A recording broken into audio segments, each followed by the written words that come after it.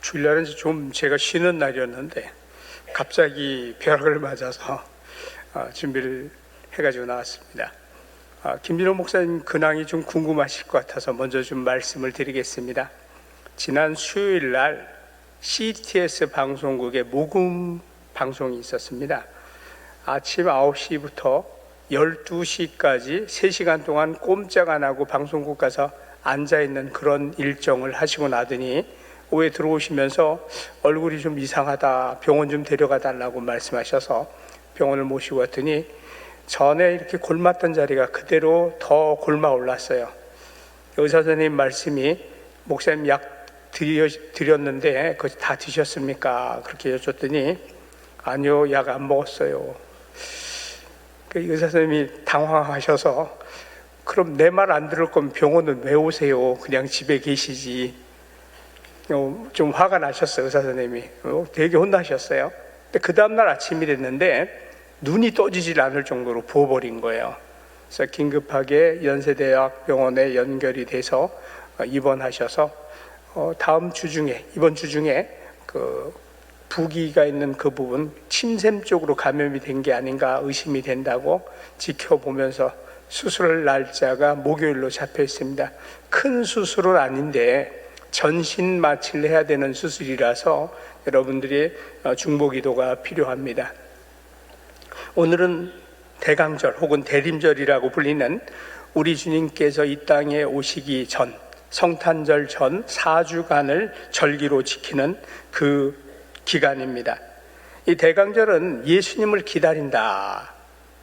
성경에 보게 되면 구약 성경은 초림하시는 예수님을 기다리는 내용이었고 신약 성경으로 오게 되면 재림하실 예수님을 기다리는 내용이 가득 차 있습니다. 지금도 우리가 그 세월을 보내고 있습니다.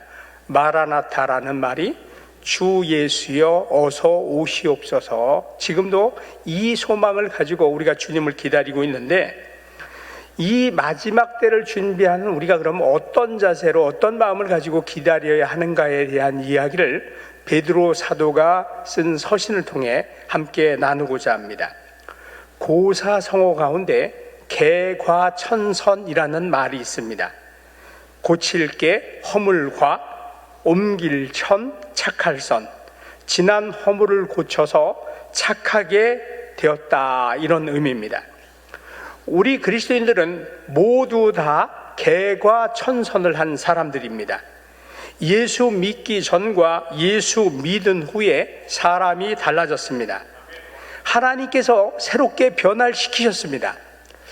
고린도후서 5장 17절 말씀이 내비게이터 선교단에서 나오는 암송 구절 첫 번째 구절인데, 그런즉 누구든지 그리스도 안에 있으면 새로운 피조물이라 이전 것은 지나갔으니 보라 새 것이 되었도다, 이렇게 선언하고 있습니다. 하나님께서는 예수 그리스도를 영접한 우리들을 새롭게 만드셨습니다. 재창조하셨습니다. 그래서 새로운 피조물이 되었다라는 것입니다. 과거의 나와 지금의 나, 예수 믿기 전에 나와 예수 믿은 후에 나는 새롭게 된 사람이라는 것입니다. 요즘 건물 뼈대를 놔두고 벽체를 덜어 새로운 건물을 만드는 것을 리모델링이라고 합니다. 하나님께서 예수 그리스도를 영접한 사람들을 뼈대는 그냥 놔둡니다. 그리고 모두 다 바꿔버립니다.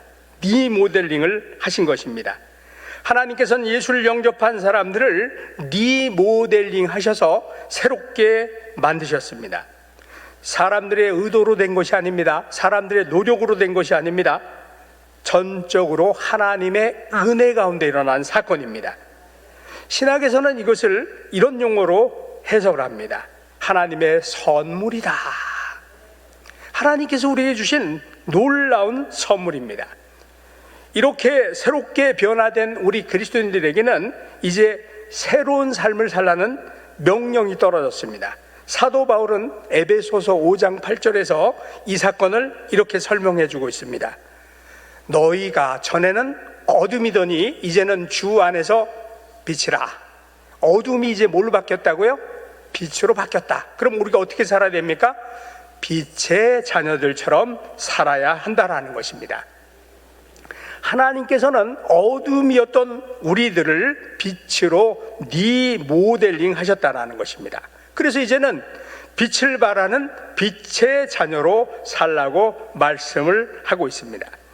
빛의 자녀로 사는 의무가 우리들에게 주어졌습니다. 신학에서는 이것을 우리의 과제라고 해석을 하고 있습니다. 과제. 예수 그리스도를 믿은 사람들이, 하나님으로부터 리모델링 된 새 사람들은 바로 새 사람답게 사는 과제를 받게 되었다라는 것입니다. 그런데 우리가 우리를 스스로 봐도 내가 과연 예수 믿는 사람 맞아? 목사인 저도 가끔 보면 내가 목사 맞나? 왜 이렇게 행동을 하고 이렇게 생각을 하고 이렇게 삶을 살지? 고민할 때가 있다라는 거죠. 이런 부분을 출애굽기에서는 구체적으로 우리에게 설명해 주고 있는 말씀이 있습니다. 출애굽기 16장 2절 3절에 있는 말씀입니다.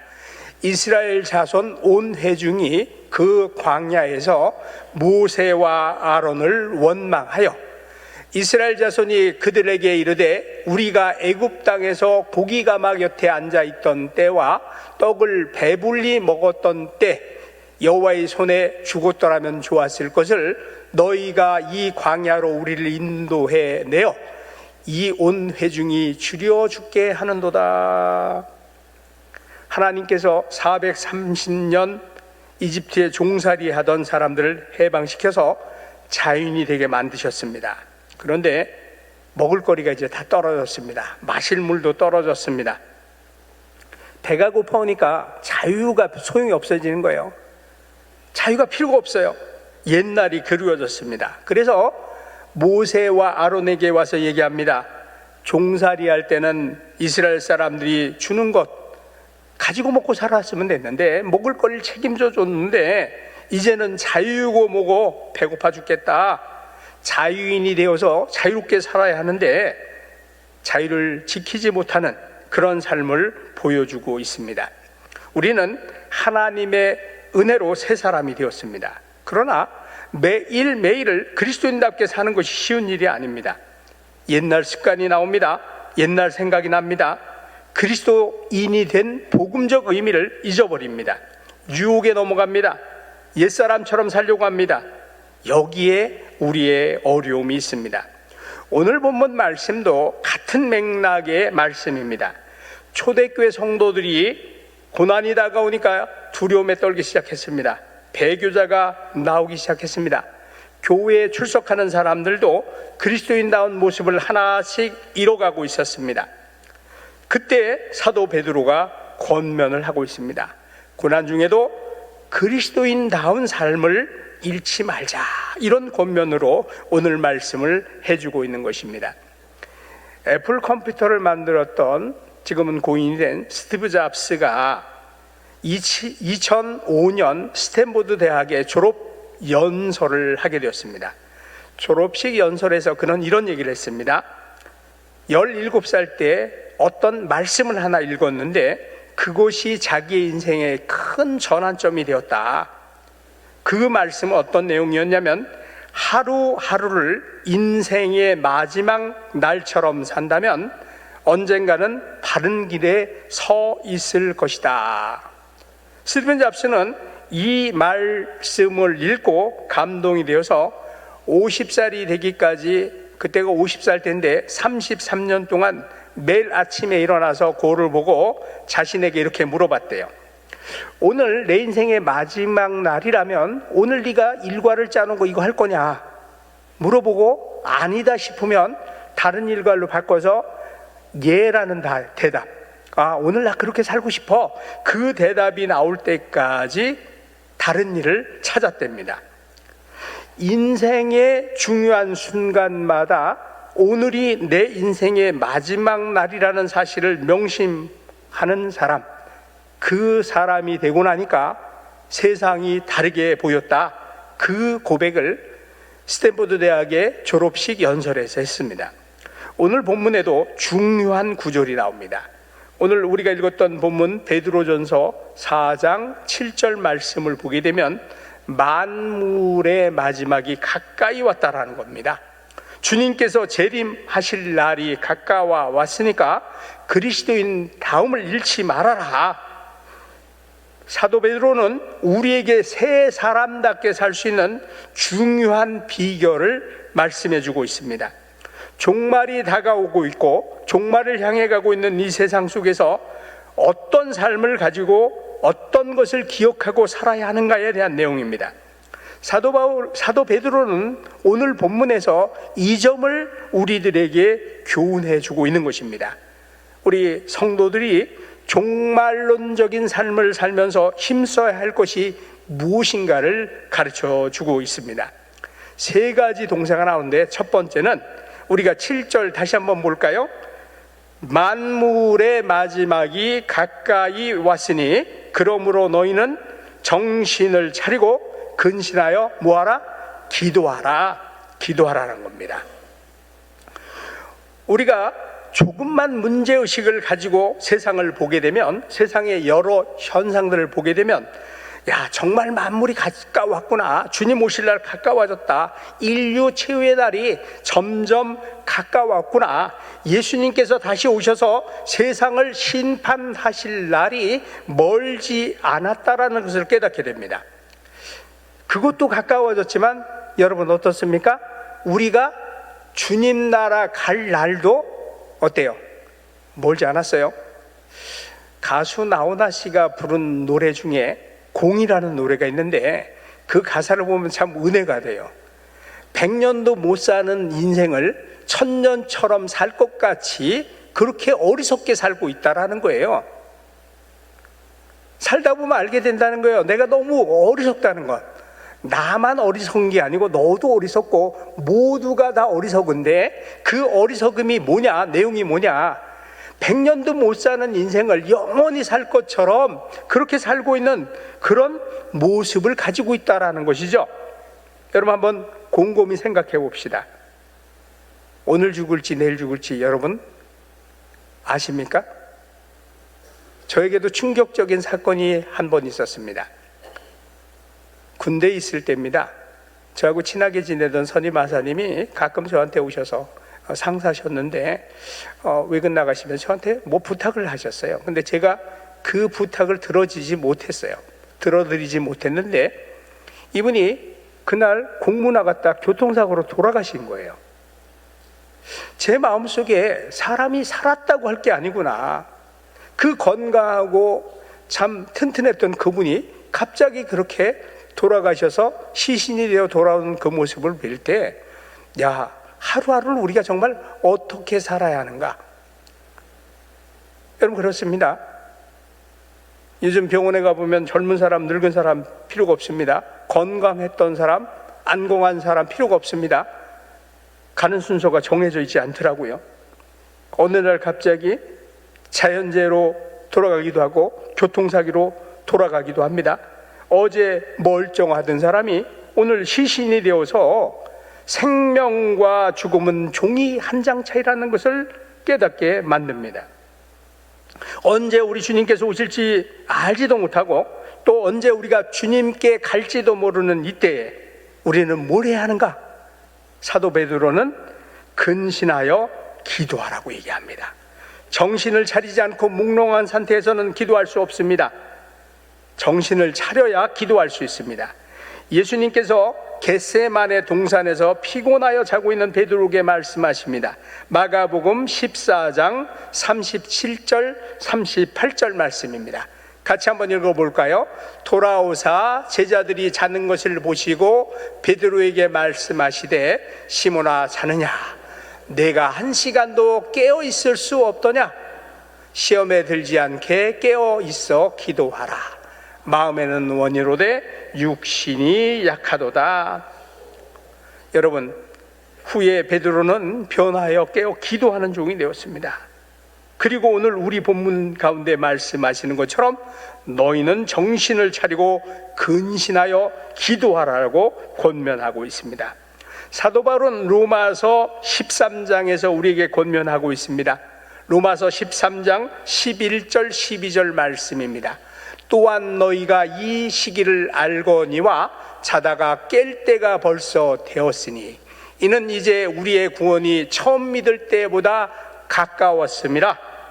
밤이 깊고 낮이 가까웠으니 그러므로 우리가 어둠의 일을 벗고 빛의 갑옷을 입자.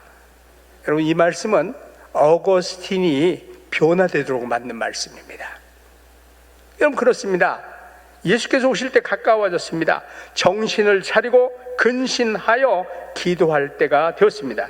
그렇지 않으면 멸망이 호련히 임하게 됩니다.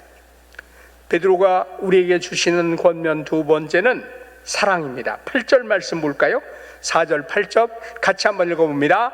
무엇보다도 뜨겁게 서로 사랑할지니 사랑은 허다한 죄를 덮느니라. 열심히 사랑하는 말씀은 열성적으로 극성스럽게 사랑하라는 말씀입니다.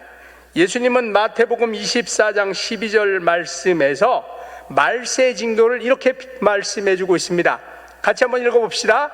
불법이 성함으로 많은 사람의 사랑이 식어지니라. 여러분, 오늘날 우리들이 사는 이 시대의 특징 중에 하나가 사랑이 메말라 있고 이기적이라는 것입니다. 이런 시대의 배경 가운데 성도들조차도 서로에 대해서 무관심하고 또 비판적인 사고를 가지고 살아가고 있다는 것입니다. 우리는 무엇보다도 열심히 서로 사랑해야 됩니다. 예수님께서 교훈으로 주신 요한복음 13장에서의 이 사랑의 교훈은요, 유언으로 우리에게 남겨주신 말씀인데요, 같이 한번 읽어보겠습니다. 새 계명을 너희에게 주노니 서로 사랑하라. 내가 너희를 사랑한 것 같이 너희도 사랑하라. 35절 너희가 서로 사랑하면 이로써 모든 사람이 너희가 내 제자인 줄 아리라. 여러분, 우리가 예수님의 제자인 것을 아는 게 뭐라 그럽니까? 누구 사랑하는 거요? 아프리카 사람 사랑하는 게 예수님의 제자인 거 보여주는 거랍니까? 인도 사람 사랑하는 게 예수님의 제자인 걸 알려주는 거라고 얘기하십니까? 누가 누구를 사랑하라고 얘기해요? 예수님의 제자들에게 주시는 말씀이에요. 제자들이 서로 사랑하는 모습을 보면 세상 사람들이 그 모습을 보고 저 사람들 예수님의 제자야, 이렇게 인정한다는 거예요. 우리에게 한번 적용을 해볼까요? 신강들에게 성도들이 뜨겁게 사랑하는 모습을 보면 예수를 안 믿는 바깥 사람들이 저 사람들이 왜 저래? 예수 믿는데 그렇게 인정한다라는 거예요. 아프리카 선교하는 걸 얘기하는 게 아닙니다. 모르는 사람들에게 복음을 전하는 게 얘기하는 거 아니에요. 잘 한번 보세요. 너희가 서로 사랑하면 사람들이 너희가 누구인 줄 알 거다? 내 제자인 걸 알 거라는 거예요. 근데 어때요? 우리가 교회 내에서 난립니다. 서로 못 잡아 먹어서. 회의할 때마다 왜 그렇게 언성을 높이는지 아무 의미가 없어요. 예수님을 믿는 우리들의 모습은 서로 사랑하는 그 모습으로 보여지게 되는 것입니다. 예수님의 제자된 특성은 서로 사랑하는 것입니다. 우리가 서로 사랑하지 않고 무관심하고 이기적이 될 때 그 틈을 사단이 파고 들어옵니다. 그러나 우리가 서로 뜨겁게 사랑하고 있으면요, 아무것도 우리를 괴롭힐 수가 없습니다. 여러분, 어머니가 아이를 사랑하기 때문에 그 냄새나는 똥오줌 다 치우는 거 아닙니까? 허물이 안 보여요. 이뻐 보여요. 그 똥기저귀 갈아주는 게 좋아서 한다니까요. 기쁘다니까요. 잘 먹고 잘 사네, 좋아해요. 그런데 어때요? 사랑하는 마음이 없으면 냄새나요. 치우기 힘들어요. 사랑이 있기 때문에 약점도 좋아 보이고 허물도 좋아 보이고, 사랑이 있으면요 모든 허물을 다 가립니다. 잠언 10장 12절 말씀 한번 같이 봅니다. 잠언 기자는 미움은 다툼에 일으켜도 뭐라고 얘기합니까? 한번 같이 봅니다. 말씀이 잘못 나온 것 같습니다. 제가 말씀을 잘못 준 것 같은데, 미움은 다툼을 일으켜도 사랑은 모든 허물을 가리우느니라, 이렇게 말씀하고 있습니다. 사도 베드로는 본래 허물과 실수가 많은 사람이었습니다. 그는 허물과 실수 때문에 예수님의 제자가 될 수 없는 사람이었습니다. 그는 예수님께서 순환당하신 그 순간에 예수님 처형당하실 그 자리에 있을 때에 계집종이 물어봤습니다.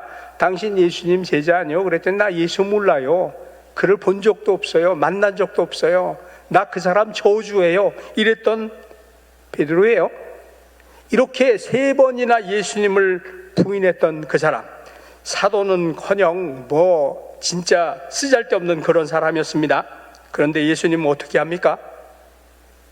그를 사용하셨습니다. 왜? 사랑했기 때문에. 사랑은 이처럼 허다한 죄를 다 덮는다라는 것을 스스로 경험을 했습니다. 그래서 우리에게 권면하는 겁니다. 사랑은 허다한 죄를 덮느니라, 이렇게 고백을 하고 있는 것입니다.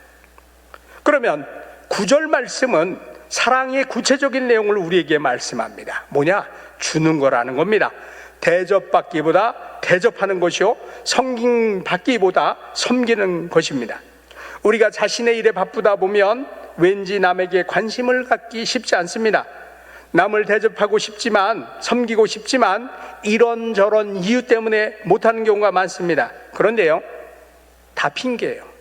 마음만 있으면, 사랑하는 마음만 있으면 라면 하나 끓여 먹고 같이 나눠 먹어도 행복해지는 거예요. 사랑하는 마음이 있으면.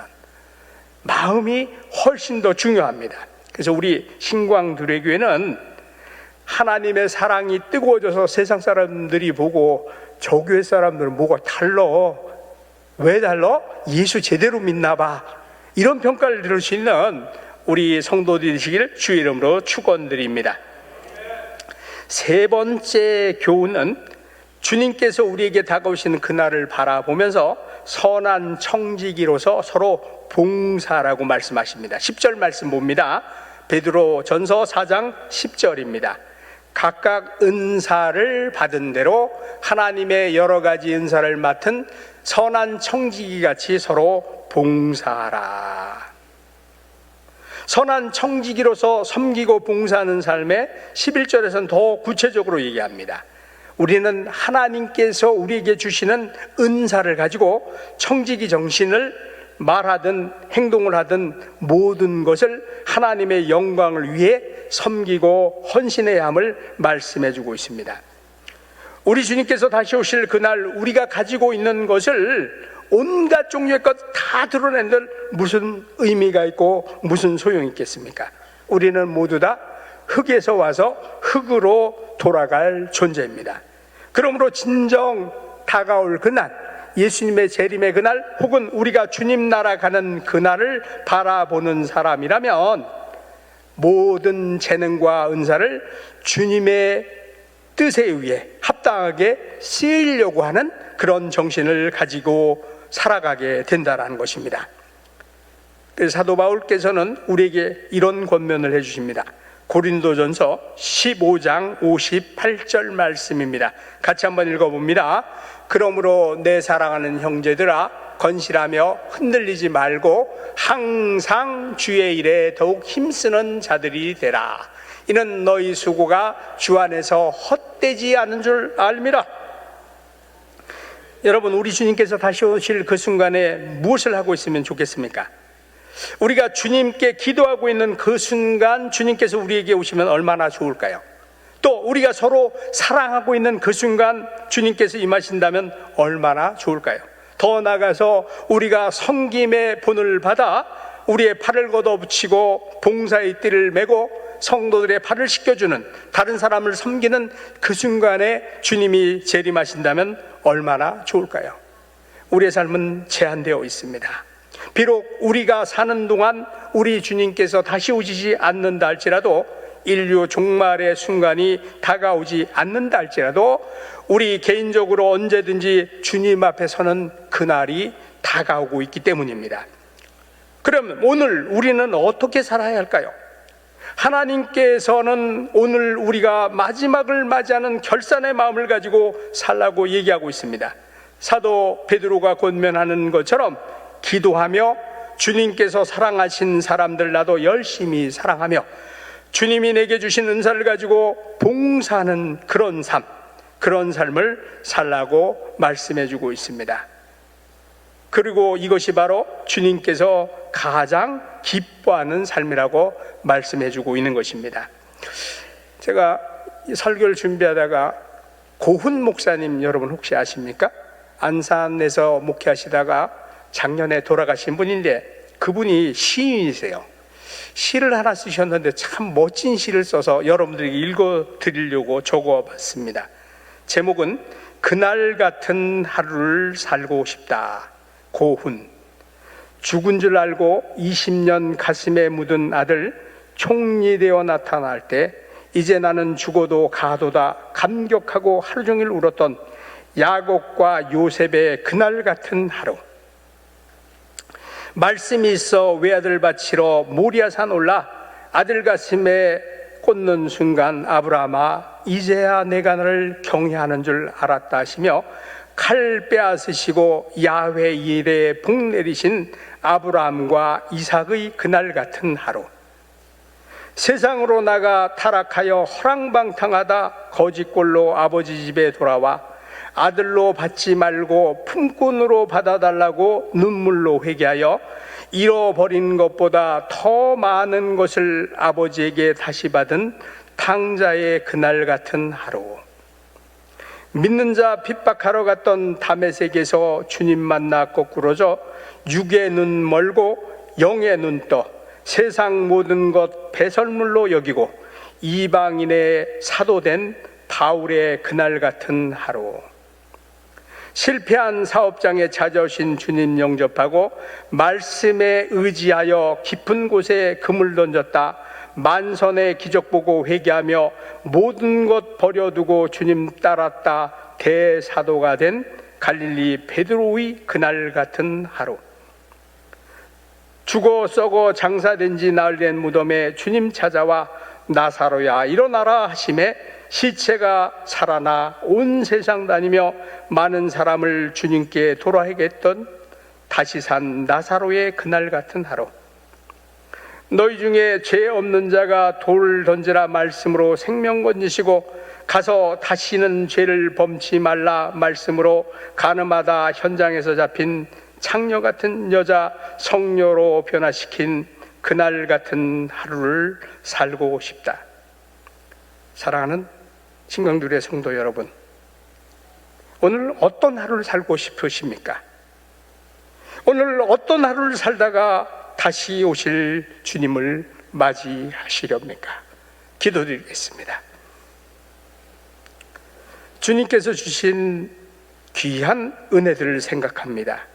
만물의 마지막이 가까웠으니 기도하며 사랑하며 봉사하신 베드로 사도의 명령을 생각하며 주님을 맞이하는 지혜로운 성도들이 되게 하여 주옵소서. 이번 대강절 성탄을 준비하는 저희들의 마음이 이 마음을 가지고 주님을 맞이하는 지혜로운 성도가 되게 하여 주옵소서. 감사드리며 예수님 이름으로 기도드리옵나이다. 아멘.